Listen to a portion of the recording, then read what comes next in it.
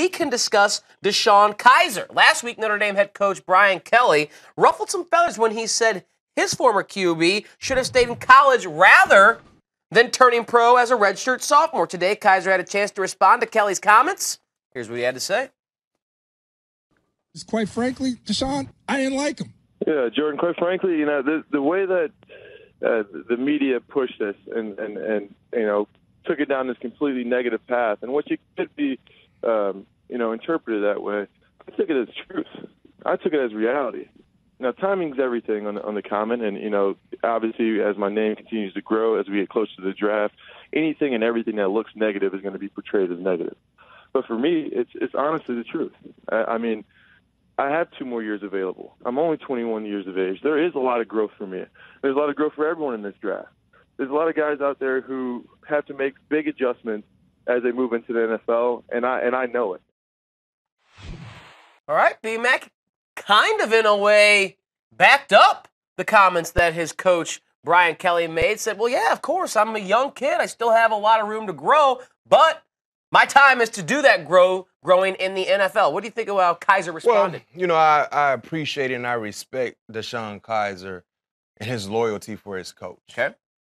But he said he agreed with Kelly. Now, if you agreed with Coach Kelly, based on the statements I heard, Coach Kelly said you were not ready for the NFL. So are you admitting that he was right and that you are not ready for the NFL? Because if you know you're not ready, and I hear you say you agree with your head coach, if I'm a GM, if I'm a scout, now the red light goes up. The antennas goes up.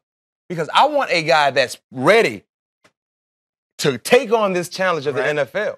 You think this in any way, shape, or form could drop him some spots? I don't think so. I don't think so, because I think when you look at the entire process, you know, teams have done more than enough homework based on what they gathered before Coach Kelly's comments, based on what they've gathered after the comments. I don't think this should hamper his status. But I think most importantly, you need to know you have a stable-minded player getting ready to take on a different journey, a difficult journey, especially playing the quarterback position.